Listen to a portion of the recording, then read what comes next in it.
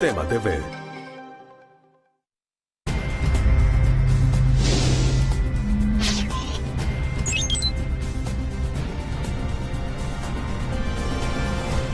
El presidente de Estados Unidos, Donald Trump, se reunió hoy por primera vez con el mandatario ruso Vladimir Putin. Esto en medio de una investigación sobre la alegada intromisión del gobierno ruso en las pasadas elecciones de Estados Unidos.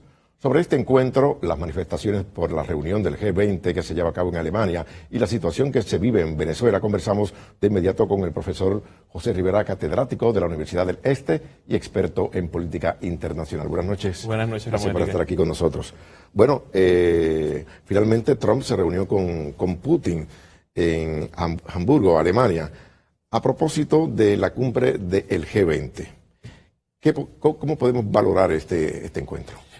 Tenemos que tomar en consideración que el G20 es el grupo de las 20 economías más avanzadas del mundo. Estamos hablando de por lo menos un 80% del Producto Interno Bruto que produce el globo terráqueo. Por lo tanto, es sumamente importante que la coordinación política, lo que se llama en inglés Policy Coordination de estas economías, sea uno constante, necesario y evidentemente paralelo para entonces procurar el desarrollo económico a nivel global.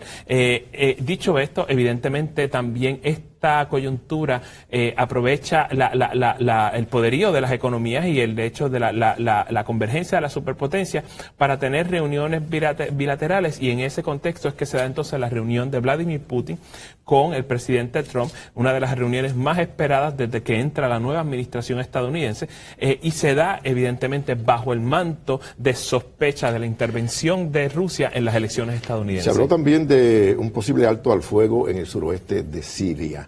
¿Esto puede verse como una realidad o es simplemente una quimera? En tanto y en cuanto estas dos potencias están procurando tratar de resolver el problema de Siria y tratar de llegar con los otros protagonistas, Irán, el mismo Siria, Arabia Saudita, Turquía, entre otros, en tanto y en cuanto esto se pueda llegar a un arreglo en este contexto, pues evidentemente es sumamente importante, recordando que Siria es uno de los puntos neurálgicos que crea tensión entre estas dos potencias, y evidentemente la colaboración ad hoc a favor de una solución política es lo que entonces produciría quizás, o esa acción concreta produciría quizás entonces un cese al fuego, una paz permanente y evidentemente la reconstrucción de Siria. Y mientras Trump amenaza a Corea del Norte por sus experimentos nucleares, al mismo tiempo Estados Unidos se opone a un proyecto de las Naciones Unidas que redundaría en reducir las armas nucleares.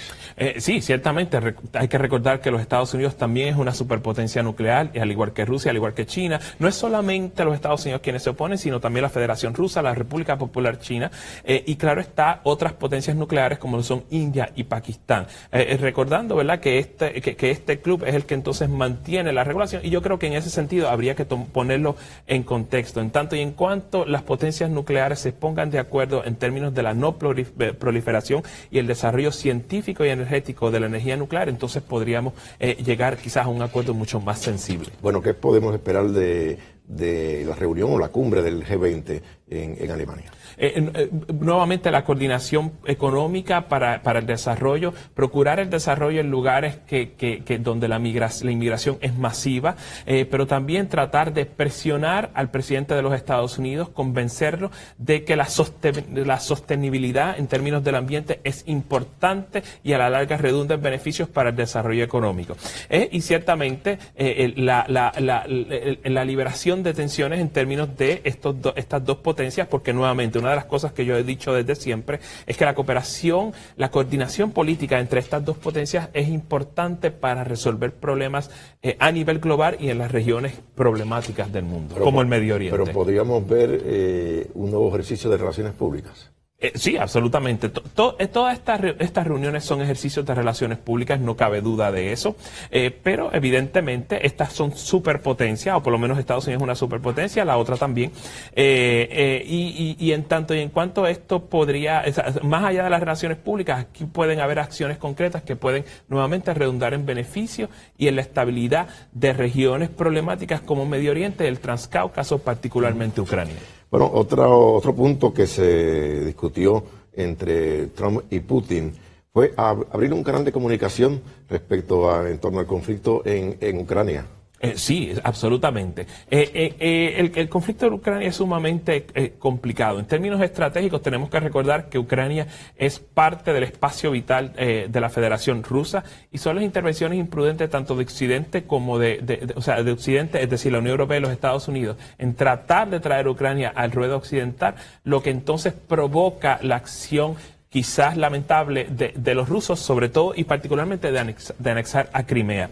Una solución política a esos efectos podría entonces liberar las sanciones que está en este momento sobrellevando a la Federación Rusa, y eso podría abrir el espacio a la cooperación política en otros renglones. Bueno, entre Rusia, Estados Unidos y la misma Ucrania. Claro que sí. Bueno, gracias, profesor, por estar con nosotros una vez más. Absolutamente. Pasamos ahora con Mardelis. Y tras la pausa, profesionales de salud orientan sobre la oncología integrativa y la búsqueda de una mejor calidad de vida para los pacientes.